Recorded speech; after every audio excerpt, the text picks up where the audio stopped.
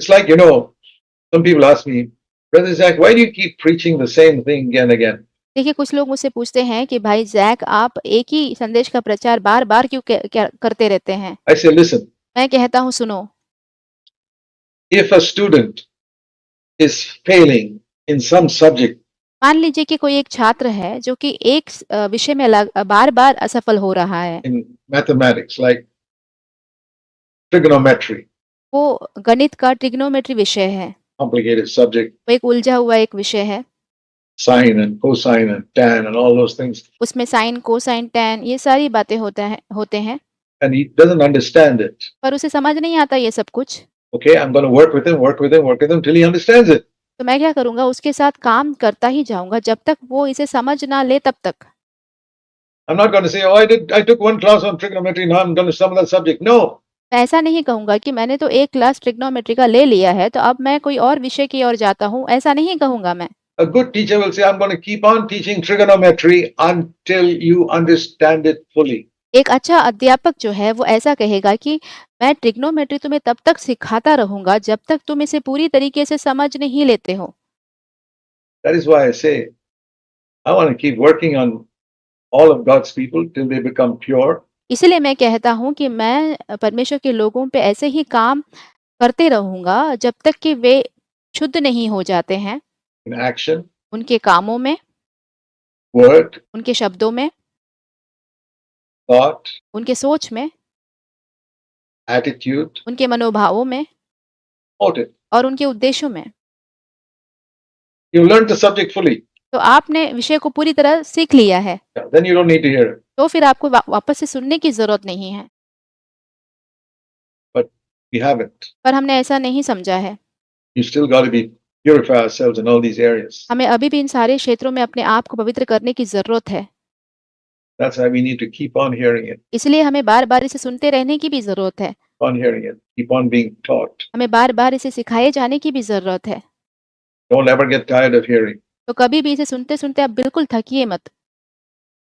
Purity. Purify yourself. What does it say here in this verse? अपने आप को पवित्र करते जाओ, यहाँ पे इस वचन में क्या कहा गया है? Till you reach his standard of purity. When do I stop? जब तक आप मसीह के उस पवित्रता के स्तर तक नहीं पहुँचते हैं तब तक। मैं अपने आप को कब रोकूँगा? I'll tell you when I'll stop preaching it. मैं आपसे कहता हूँ कि मैं प्रचार करना कब बंद करूँगा? I'll stop preaching it when Christ comes. जब मसीह वापस आएँगे तब मैं इसका प्रचार करना बंद करूँगा। And anyone who ever hears me anywhere, और जो कोई भी जहाँ कहीं भी मुझे ये सुनता हो, I'm going to tell you right now, मैं आपसे अभी इसी वक़्त कहता हूँ, you'll hear me preach only on one subject. आप मुझे एक ही विषय के ऊपर बार-बार प्रचार करता हुआ सुनेंगे। Purify yourself अपने आप को पवित्र करते जाओ, as Christ is pure. जैसे कि प्रभु यीशु मसीह पवित्र है। That is my basic theme in every message I preached for the last 50 years. पिछले 50 वर्षों में जितने भी प्रचार मैंने किए हैं, उसमें मेरा जो बुनियादी संदेश जो है वो यही रहा है। That will be what I preach till Christ comes again. और जब तक प्रभु यीशु मसीह वापस नहीं आते हैं तब तक मैं यही संदेश का प्रचार करता रहूँगा। Because that is the most important thing in life. यही जीवन में सबसे महत्वपूर्ण बात है। You say, what about witnessing to others? Yeah, फिर आप कहेंगे कि फिर दूसरों के सामने गवाही देने का क्या? that is my witness to others. My life, when Jesus said, तो यही मेरा गवाही है दूसरे लोगों के सामने। मेरा जो जीवन है, प्रभु यीशु मसीह ने कहा, you're like the light of the world. प्रभु ने कहा कि तुम इस जगत के ज्योति के समान हो। You know what it means? आपको पता है इसका मतलब क्या है, एक जगत की ज्योति होने का? The light of the world. Light does not make any noise. ज्योति जो है वो कोई आवाज़ नहीं करता। If your bulb makes noise, something wrong with it. यदि आपका बल्ब आवाज़ करता रहता है तो इसका मतलब ये है कि उसमें कोई खराबी है। A good bulb does not make any noise. Just एक अच्छा बल्ब जो है कभी भी कोई आवाज़ नहीं करेगा, shines light. वो सिर्फ रोशनी देगा। And our words will be like light. और हमारा जो शब्द है वो एक ज्योति के समान होगा। Our life will be like a light. हमारा जो जीवन है वो ज्योति के समान होगा। Jesus said, let your life so shine before men that they will, let your light so shine before men that they will see your good behavior, glorify your Father. प्रभु यीशु मसीह ने कहा कि तुम्हारा उजियाला मनुष्यों के सामने चमके कि वे तुम्हारे भले कामों को देखकर तुम्हारे पिता की जो स्वर्ग में है बड़ाई करें। Not listen to your sermons, आपके संदेशों को सुनकर नहीं, Read that in Matthew 5:16. Let your आप इसे पढ़ते हैं मत्ती 5वां अध्याय उसके 16वें वचन में। light so shine before men that they see your good behavior and glorify your Father in heaven. तुम्हारा उजियाला मनुष्यों के सामने चमके कि वे तुम्हारे भले कामों को देखकर तुम्हारे पिता की जो स्वर्ग में है बड़ाई करें। The other illustration Jesus used, you remember, you're the light of the world, and और दूसरा उदाहरण जिसका प्रभु यीशु मसीह ने इस्तेमाल किया, क्या आपको याद है? एक है तुम इस जगत की ज्योति हो, what's the other one? दूसरा क्या है? You're the salt of the earth. तुम इस जगत के नमक हो। What is the common thing about salt and light? ज्योति और नमक के बीच में का एक समान बात क्या होता है? You're immediately aware whether it is there or not. आपको बहुत तुरंत ही पता चल जाता है कि वो वहाँ पे है या नहीं। That is the common thing about salt and light. वही नमक और ज्योति के बीच का एक समान बात होता है। You come into a room आप एक कमरे में आते हैं, at night, रात को आते हैं अब, you immediately know whether it's dark or lighted. आपको बहुत ही जल्दी ये पता लग जाता है कि वहाँ पे अंधेरा है या उजाला है।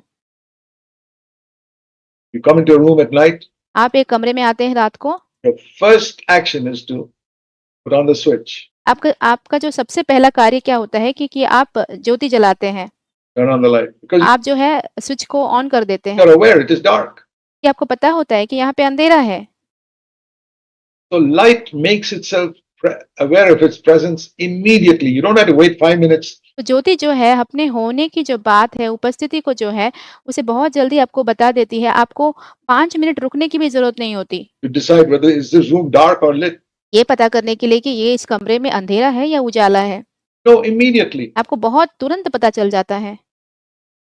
And when you encounter a true Christian, और जब आपकी मुलाकात जो है वो सच्चे एक मसीही से होगा, you'll know immediately there's a light shining in it.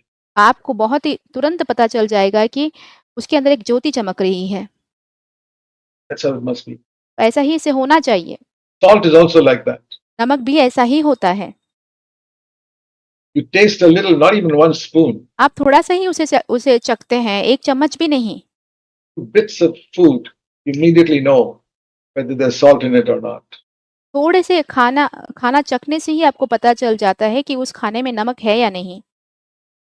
It's hidden, वो छुपा हुआ रहता है, but its power is so strong पर उसका जो सामर्थ्य होता है वो बहुत शक्तिशाली होता है that you can immediately give you a taste whether salt. You immediately say, "Oh, there's no salt in this." कि वो आपको तुरंत पता चल जाता है और आप बहुत ही जल्दी कह देते हैं कि अरे इसमें तो कोई नमक है ही नहीं।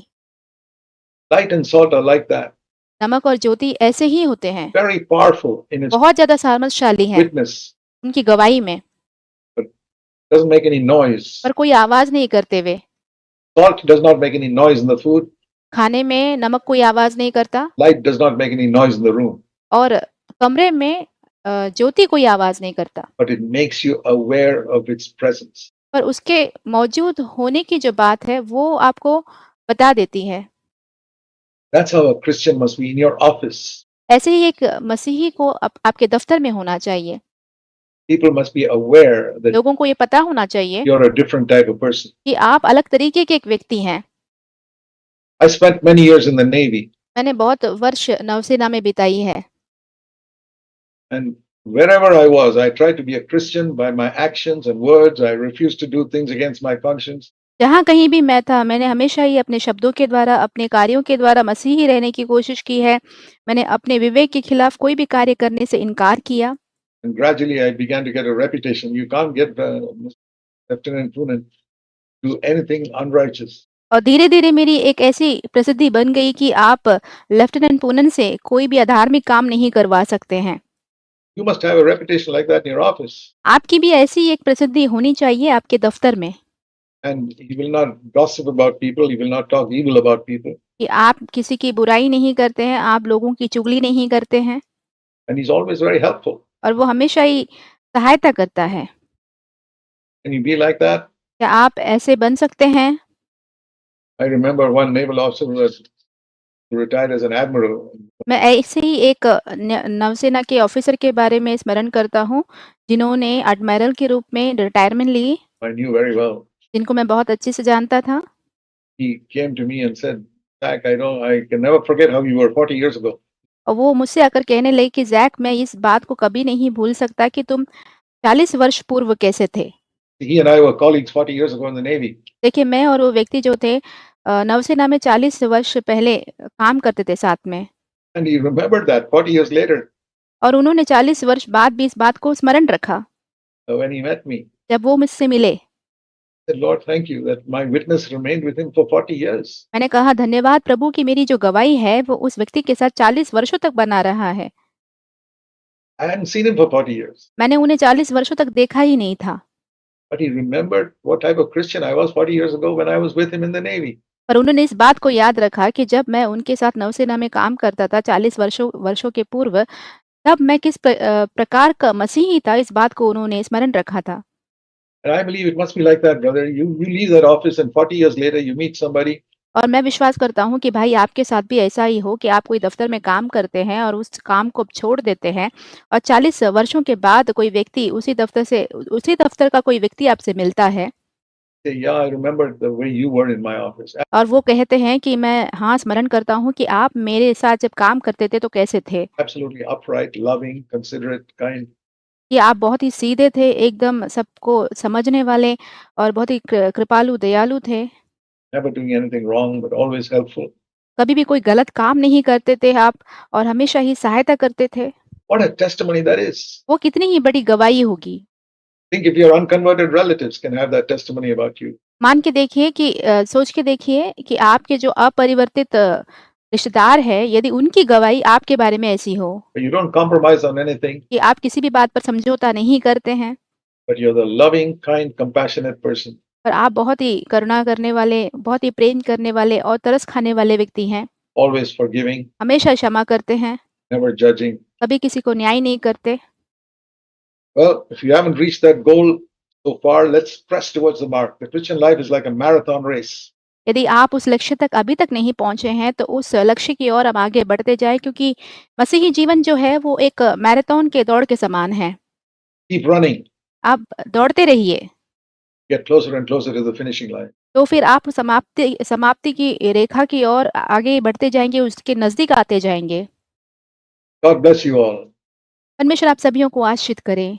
A tremendous opportunity when you're in a small church. जब आप कोई छोटी कलीसिया में होते हैं, तो आपके पास बहुत बड़े मौके होते हैं Really encourage one another, कि आप सच में एक-दूसरे को प्रोत्साहित करें build one another up. और एक-दूसरे को बाँधते रहें प्रभु में। God bless you all. Let's परमेश्वर आप सभी को आशीषित करें। pray. चलिए हम प्रार्थना करते हैं।